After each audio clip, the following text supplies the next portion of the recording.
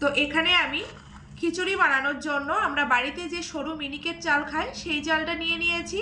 হাতের কাছে যদি আপনাদের মোটা চাল থেকে থাকে তো আপনারা সেই ক্ষেত্রে মোটা চাল দিয়েও বানাতে পারেন। তবে মোটা চাল দিয়ে বানাতে গেলে চালটা কিন্তু আরও 10 মিনিট এক্সট্রা ভিজিয়ে রাখতে হবে। আজকে খিচুড়িটা আমি বানাবো 200 গ্রাম চাল দিয়ে, সেই ক্ষেত্রে ডালও আমি 200 গ্রাম নিয়ে নিয়েছি আর চালও এখানে 200 গ্রাম চাল নিয়ে নিয়েছি। তো প্রথমে চাল জলের মধ্যে ফেলে খুব কষলে কষলে 2 থেকে 3 বার পরিষ্কার করে ধুয়ে নেব। এখানে চাল আমি 3 থেকে 4 বার খুব পরিষ্কার করে ধুয়ে জল পাল্টে পাল্টে ধুয়ে নিয়ে এসেছি। তো এখানে কিন্তু বন্ধুরা চাল খুব পরিষ্কার করেই ধুয়ে নিতে হবে। এবার আমি চালের মধ্যে পরিমাণ মতো ঠান্ডা জল ঢেলে দেব।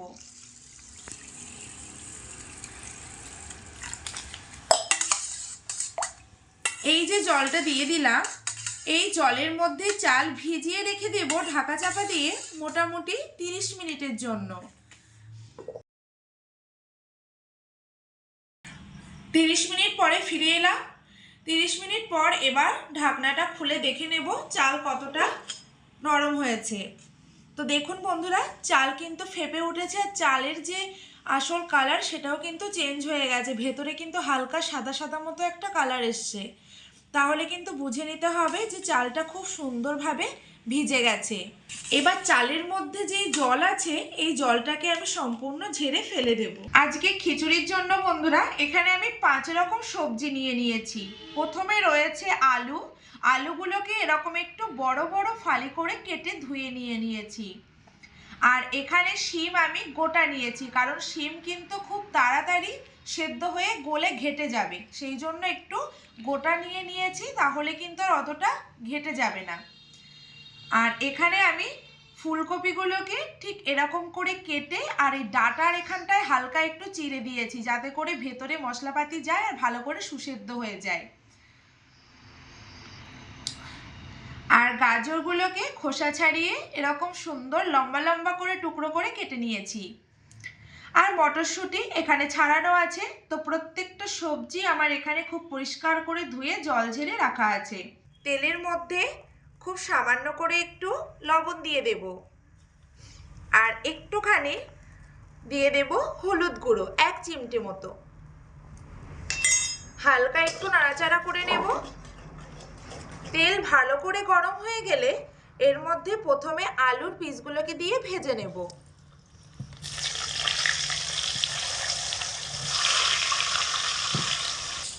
আলুগুলোকে বন্ধুরা এখানে অনবরত নাড়াচাড়া করে ভেজে নিয়েছি একটু লাল লাল করে। এবার আলুগুলোকে ছেঁকে তেল থেকে তুলে নেব। তো আলুগুলোকে এখানে আমি ঠিক এরকম লাল লাল করে ভেজে নিয়েছি। একই রকম ভাবে তেলের মধ্যে ফুলকপির পিসগুলোকে দিয়েও ভেজে নেব।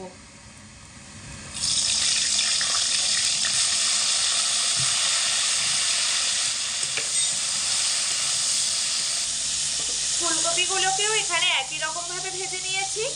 তো ফুলকপিগুলোকে ঠিক এরকম একটু লাল করে ভেজে নিতে হবে। কড়াইতে আবারও কিছুটা তেল দিয়ে শিমগুলোকে ভেজে নেব।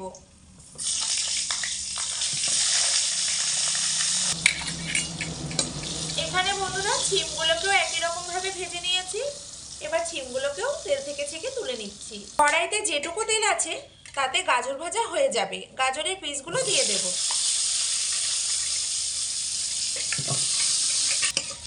সবজির মধ্যে বন্ধুরা গাজর ভাজতে একটু সময় লেগে গেল। গাজরগুলোকে এখানে আমি মোটামুটি মিডিয়াম আঁচে রেখে 5 মিনিট সময় ধরে অনবরত নাড়াচাড়া করে ভেজে নিয়েছি। তো এবার পড়ে রইল শুধুমাত্র মটরশুঁটি। মটরশুঁটিকেও ভেজে নেব। তার আগে গাজরগুলোকে তেল থেকে ছেঁকে তুলে নেব। কড়াইতে খুব অল্প করে আবারও একটু তেল দিয়ে দিয়েছি। তো এবার এই তেলের মধ্যে মটরশুঁটিগুলোকে দিয়ে ভেজে নেব।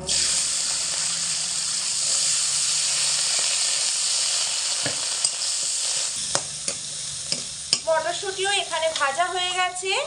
তো এই মটরশুঁটিগুলোকে আমি এরকম করে ভেজে নিয়েছি একদম হালকা করে। কড়াইতে আবারও কিছুটা সর্ষের তেল দিয়ে ভালো করে গরম করে নিয়ে এর মধ্যে দিয়ে দেব 100 গ্রাম মতো কাঁচা বাদাম। বাদামগুলোকেও একই রকমভাবে লাল লাল করে ভেজে নেব। কাঁচা বাদাম খিচুড়িতে দিলে কিন্তু আবার খেতে ভালো লাগে না। একটু ভেজে নিলে বাদামগুলো আবার খাওয়ার সময় কিন্তু ভালোই লাগে। বাদামগুলোকে লো টু মিডিয়াম আঁচে রেখে মোটামুটি 3 থেকে 4 মিনিট মতো এইভাবে নাড়াচাড়া করে ভেজে নিয়েছি। এবার বাদামগুলোকেও তেল থেকে ছেঁকে তুলে নেব। খুব বেশি আবার ভাজলে পুড়ে যাবে, তেতো লাগবে, খেতে আবার ভালো লাগবে না। তো এরকম লাল করেই ভেজে নিতে হবে। একই তেলের মধ্যে ফোড়নে দিয়ে দেব কিছুটা পরিমাণে গোটা জিরে, একটা শুকনো লঙ্কা, অল্প একটু মৌরি, 2টো তেজপাতা, একটা দালচিনি আর 2টো ফেটিয়ে রাখা এলাচ।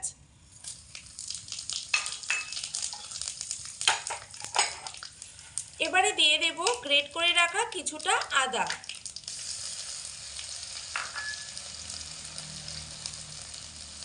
এখানে আমি নিয়েছি গুঁড়ো মশলার মধ্যে হলুদ গুঁড়ো, স্বাদ মতো লবণ, লঙ্কা গুঁড়ো, জিরে গুঁড়ো আর ধনে গুঁড়ো। সমস্ত মশলাগুলোকে তেলের মধ্যে দিয়ে দেব। সামান্য করে একটু জলও দিয়ে দেব, যাতে করে মশলাগুলো পুড়ে না যায় আর মশলাটা কষানোও যাতে ভালো হয়। এবার অনবরত নাড়াচাড়া করে মশলাটা ভালো করে কষিয়ে নেব যতক্ষণ না মশলা থেকে তেল ছাড়ছে। মশলা এখানে মোটামুটি 3 মিনিট মতো হালকা আঁচে রেখে কষিয়ে নিয়েছি। মশলা থেকে কিন্তু বন্ধুরা এখানে তেল ছাড়তে শুরু করে দিয়েছে দেখুন, আর মশলার কালারটাও কিন্তু সম্পূর্ণভাবে চেঞ্জ হয়ে গেছে। এবার এর মধ্যে দিয়ে দেব ডাল। এখানে আমি 200 গ্রাম চালের জন্য 200 গ্রাম মুগ ডাল নিয়েছি। খিচুড়িটা এখানে সম্পূর্ণ নিরামিষভাবে করছি, তাই এখানে আমি মুগ ডালটাই নিয়েছি।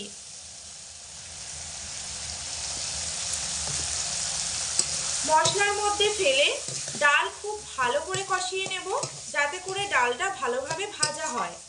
মুগ ডাল আবার ভালো করে ভাজা না হলে কিন্তু রান্নার পরে কেমন একটা লাল লাল মতো ভাব চলে আসে। সেই জন্য ডাল খুব ভালো করে মশলার সঙ্গে ভেজে কষিয়ে নিতে হবে। ডাল এখানে আমি 3 মিনিট মতো ভালো করে মশলার সঙ্গে কষিয়ে ভেজে নিয়েছি। এবার এর মধ্যে ভিজিয়ে রাখা চাল দিয়ে দেব।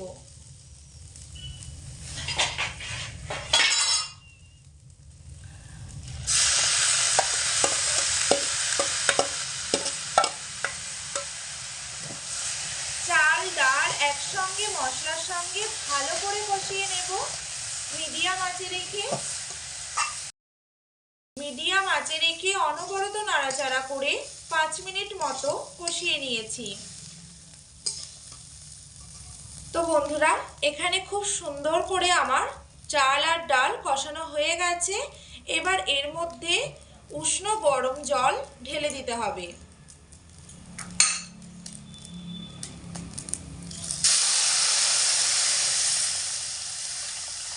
এবার হাই আঁচে রেখে খুব দ্রুত ফুটিয়ে নেব খিচুড়িটাকে। খিচুড়ি সবেমাত্র ফুটে উঠেছে। এবার এর মধ্যে ভেজে রাখা আলুর পিসগুলোকে দিয়ে দেব, কারণ আলু কিন্তু ভেতরে একটু শক্ত থেকে যেতে পারে, সেই জন্য আলু আগে থাকতে দিয়ে দিতে হবে।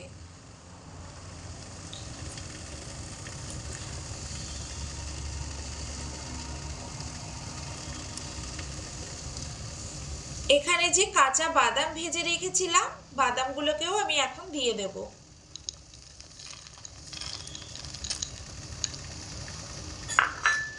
হালকা করে একটু নাড়াচাড়া করে নেব। এখানে খিচুড়ি আমি 15 মিনিট হাই আঁচে রেখে ফুটিয়ে নিয়েছি। তো এর ফাঁকে আমি অন্তত 5 থেকে 6 বার এইভাবে নাড়াচাড়া করে দিয়েছি, যাতে করে তলা থেকে খিচুড়ি ধরে না যায়। তো এবার আমি চেক করে নেব বন্ধুরা এখানে যে চাল আর ডাল কতটা সেদ্ধ হয়েছে।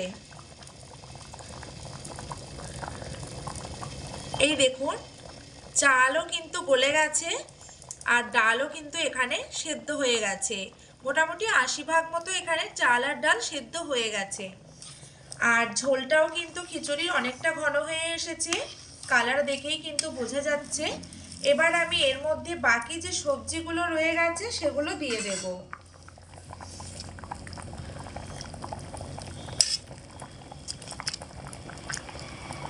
একে একে সমস্ত সবজিগুলো এখানে অ্যাড করে দিচ্ছি।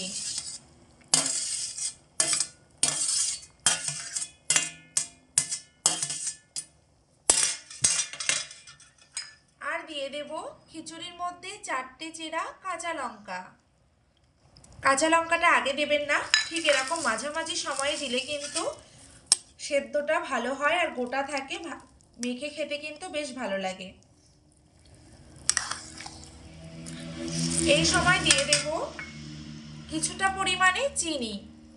খিচুড়ির মধ্যে চিনি দিলে নোনতা ভাবটা থাকে না, লবণ আর মিষ্টির ব্যালেন্সটা কিন্তু খুব সুন্দর থাকে, স্বাদটা কিন্তু একদম পারফেক্ট হয়। খুব বেশি দেওয়ার দরকার নেই, সামান্য করে একটু দিলেই চলবে। তো এবার খুব ভালো করে একটু খিচুড়ির মধ্যে মিশিয়ে নেব। বাদবাকি সবজিগুলোকে খিচুড়ির মধ্যে দিয়ে হাই আঁচে রেখে আরও 10 মিনিট মতো রান্না করে নিয়েছি। তো দেখুন বন্ধুরা, এখানে কিন্তু সমস্ত সবজিও গলে গেছে আর চাল আর ডাল খুব সুন্দর সুসেদ্ধ হয়ে গেছে। খিচুড়ির যে ঝোলটা সেটাও কিন্তু একদমই ঘন হয়ে এসেছে। খিচুড়িটা এখানে প্রায় হয়ে এসেছে। এবার এর মধ্যে আর 2টি উপকরণ দিয়ে দেব।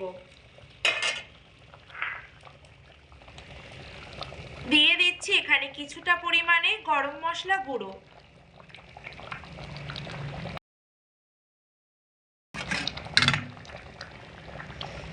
এখানে কিছুটা পরিমাণে ঘি নিয়ে নিয়েছি, মোটামুটি 4 চামচের 1 চামচ মতো ঘিটা এখানে দিয়ে দেব খিচুড়ির মধ্যে। ঘি আর গরম মশলা নামানোর আগে দিলে কিন্তু বন্ধুরা খিচুড়ির টেস্টটাই পুরো অন্যরকম আসে, খেতে দারুণ লাগে। আর খিচুড়ি রান্না করতে গেলে শেষ সময়ের দিকে কিন্তু এরকম খুব ঘন ঘন নাড়াচাড়া করে দিতে হয়, তাহলে কি হয়, খিচুড়ি আর কড়ার তলা থেকে ধরে যায় না। ঘি আর গরম মশলা দিয়ে হাই আঁচে রেখে 5 মিনিট মতো ফুটিয়ে নিয়েছি, এইভাবে অনবরত নাড়াচাড়া করে। খিচুড়িটা এখানে আমার একদমই তৈরি হয়ে গেছে। দেখুন বন্ধুরা কতটা সুন্দর হয়েছে খিচুড়িটা, ঘনত্বটা কিন্তু ঠিক এরকমই থাকবে। আর হ্যাঁ, এখানে আরেকটা কথা আপনাদের বলে দিই, খিচুড়ি বানাতে এখানে আমার মোট জল লেগেছে 2 লিটার। সমস্ত পাঁচমিশালি সবজি, বাদাম, 200 গ্রাম চাল আর 200 গ্রাম মুগ ডালের জন্য এখানে আমার পুরোপুরি জল লেগে গেছে 2 লিটার মতো। আপনাদের সবজি নেওয়ার ক্ষেত্রে কম বেশির ক্ষেত্রে কিন্তু জলটাও কম বেশি লাগতে পারে। আমার এখানে 2 লিটার জল লেগেছে। এবার খিচুড়িটা আমি এখানে নামিয়ে নিচ্ছি উনান থেকে। আজকে এই পাঁচমিশালি সবজি দিয়ে খিচুড়ি রান্না আপনাদের যদি বন্ধুরা একটু উপকারে আসে আর যদি ভিডিওটি আপনাদের ভালো লেগে থাকে, তাহলে আমার এই চ্যানেলটি সাবস্ক্রাইব করার জন্য অনুরোধ রইল আর এই চ্যানেলে একটা লাইক করে দেবেন। আজকের মতো ভিডিওটা এখানেই শেষ করছি, দেখা হচ্ছে পরের ভিডিওতে। সবাই অনেক ভালো থাকুন, সুস্থ থাকুন, ধন্যবাদ।